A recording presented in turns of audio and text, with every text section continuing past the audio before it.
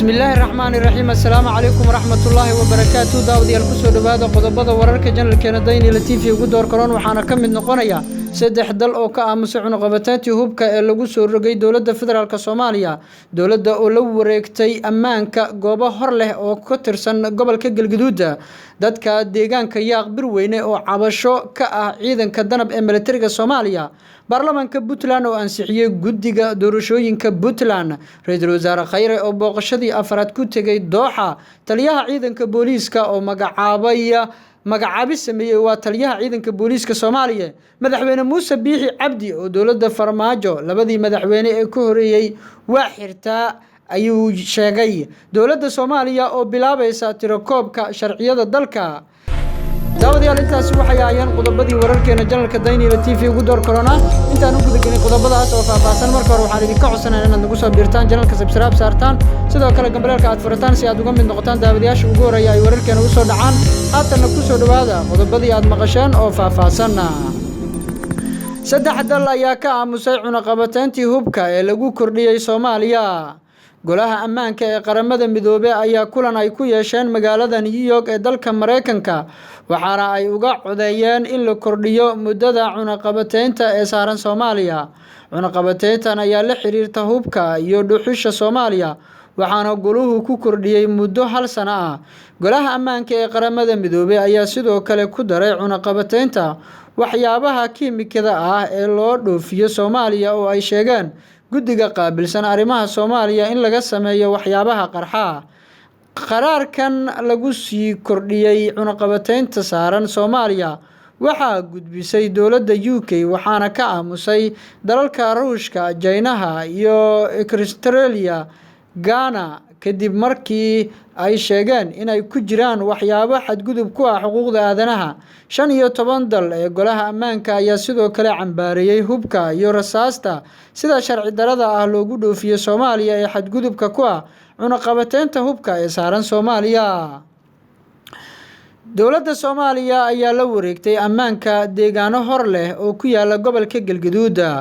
taliyaha ciidamada militariga Soomaaliya qaybta 12aad ayaa balan qaaday in ay la shaqeyn doonaan dadka ku dhaqan deegaanka Gadoon isla markaana dowladda dhexe ee Soomaaliya ay la wareegtay ammaanka deegaankaasi taliyaha waxa uu sheegay in ciidamo booliis ah loo sameyn doono deegaanka sidoo kalena ay ka howlgali doonaan ciidanka militariga Soomaaliya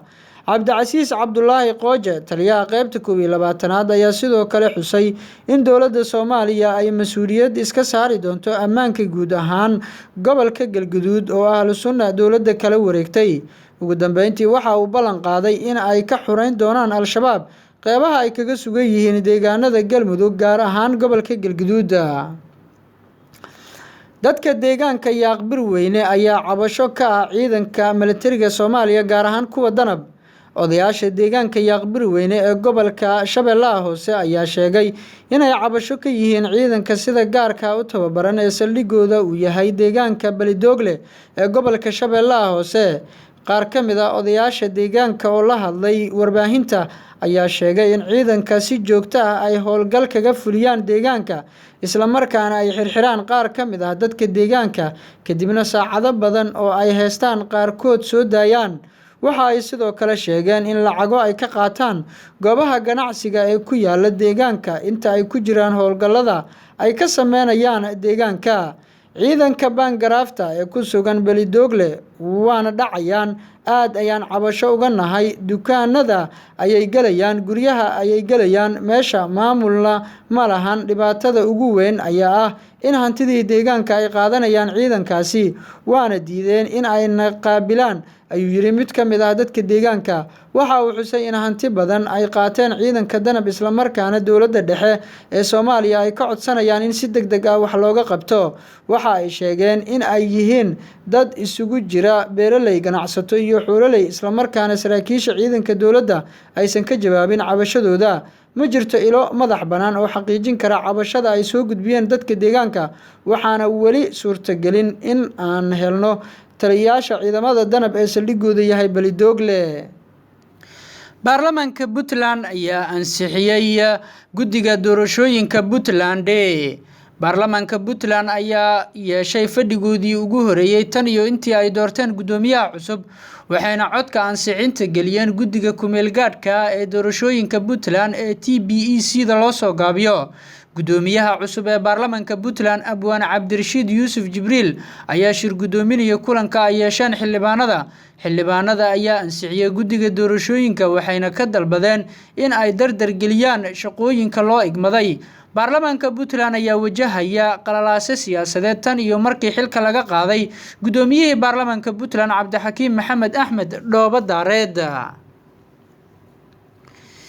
Ra'iisul Wasaare Khayre ayaa booqashadii afraad ku tagay Dooxa ee dalka Qatar wafdi uu hogaaminayo Ra'iisul Wasaaraha Soomaaliya Mudane Xasan Cali Khayre ayaa maalmihii la soo dhaafay ku sugnaa dalalka Yurub ayaa hadda gaaray magaalada Dooxa ee dalka Qatar waxaana lagu wadaa in uu kulamo la yeesho madaxda dalka Qatar dowladda Qatar ayaa kamid ah dowladaha taageera Soomaaliya waxaana taageeradeeda ay soo shaac baxday markii la doortay madaxweyne Farmaajo Khayre ayaa tan iyo markii uu noqday ra'iisul wasaare tagay dalka Qatar May 13 2017 December 13 2018 iyo June 1 2019 dowladda Qatar ayaa Soomaaliya ka wada mashaariic horumarineed oo ay kamid yihiin wadooyin waxaana sidoo kale ay ballan qaaday dhismaha dekedda magaalo xeebeedka Galmudug ee Hobyo taliyaha ciidanka booliiska Soomaaliya ayaa magacaabay sameeyay taliyaha ciidanka booliiska Soomaaliya Cabdi Xasan Xijaar ayaa magacaabay taliyayaal cusub taliyaha ciidanka booliiska ayaa taliyaha saldhigga booliiska garoonka Aadan Cadde u magacaabay Cabdifataax Bashiir Mire Cali taliyaha akademiyada booliiska ayaa loo magacaabay Cabdikariin Macalin taliyaha miina baarista booliiska ayaa sidoo kale loo magacaabay taliye lagu magacaabo Asad oo kamid ahaa saraakiisha ciidanka miina baarista maalmihii la soo dhaafay ayaa waxaa socday isbedelo lagu sameeyay taliska iyo saldhigyada ciidanka booliiska Soomaaliya madaxweynaha Somaliland ayaa sheegay in Farmaajo uu xiri rabo labadii madaxweyne ee ka dambeeyay madaxweynaha Somaliland Mudane Muuse Biixi Cabdi ayaa ka hadlay amniga guud ee Somaliland iyo mandaqa Geeska Afrika waxaana uu fariin u diray dowladda dhexe ee Soomaaliya madaxweyne Muuse Biixi Cabdi waxa uu sheegay in ammaanka deegaanada maamulka Somaliland uu wanaagsan yahay isla markaana ay jiraan tabashooyin ay qabaan qaar kamid ah beelaha Somaliland waxa uu xusay in Somaliland ay kamid tahay meelaha ugu ammaanka badan Geeska Afrika marka laga eego dhibaatooyinka ka taagan Soomaaliya gaar ahaan Muqdisho maanta Kismaayo dagaal baa ka socda xamar dagaal baa ka socda oo dowladda Farmaajo labadii madaxweyne ee ka horeeyay maalin walba way xirtaa waad arkaysaa halka la marayo iyo qaraxa ka taagan Puntland maanta waad arkaysaan dhibkaas oo dhan waxa wada dowladda Farmaajo laakiin wali way ku jirtaa tababar oo waxa ay ku soo wajahan tahay Somaliland ayuu madaxweyne Biixi waxa uu ku eedeeyay madaxweyne Farmaajo inuusan dooneynin dhismaha maamulada dalka ka jira isla markaana dagaalo uu ku sameynayo dhaqaalihii uu caalamku ku taageeray dowladda Soomaaliya ayaa bilaabaysa tirakoobka sharciyada Soomaaliya wasiirka cadaaladda xukuumadda federaalka Soomaaliya Abukaate Xasan Xuseen Xaaji ayaa magaalada Muqdisho ka furay tababar la xiriira sameynta tirakoobka sharciyada Soomaaliya tababarkan oo socon doona muddo 2 cisho ah isla markaana lagu baran doono habraaca sharci qorista oo ay soo qaban qaabisay wasaaradda cadaaladda ayaa waxa ka qayb galay howlwadeennada wasaaradda iyo marti sharaf kale wasiirka wasaaradda cadaaladda xukuumadda federaalka Soomaaliya Abukaate Xasan Xuseen Xaaji ayaa kulan dardaaran shaqaalaha tababarka loo furay u jeediyay in ay ka faa'iideystaan fursadda soo martay aan iraahday ayna uga faa'iideeyaan inta aan nasiibka u yeelan ayna ka soo dhalaalaan howlaha loo igmaday arintan maanta la idinku yeeray waxa ay tahay inaad ka qayb gashaan tababarka wacyigelin ahaan u joogtaan xafiisyada aad joogtaan si daacad ah ula shaqeysaan idinkana aad ilaalisaan sharciga dalka u degsan ahmiyadda labaad ayaa ah in la joogteeyo wada shaqeynta wasaaradda iyo hay'adaha ku shaqada leh ayuu yiri wasiirka cadaaladda.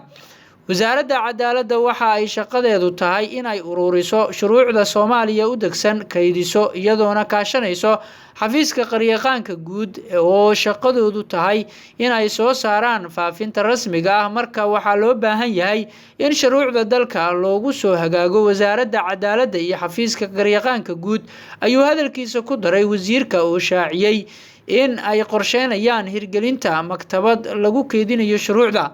wasiirka ayaa intaa ku daray in wasaaraddu ay tirokoob ku sameyn doonto shuruucda dalka laga soo bilaabo xilligii maxmiyadda ilaa iyo markii la qaatay xurriyadda Soomaaliya.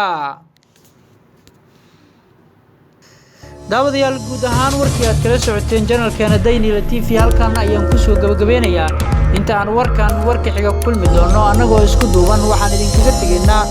sidaas iyo nabadgelyo. wassalaamu calaykum waraxmatullaahi tacaala wabarakaatuhu.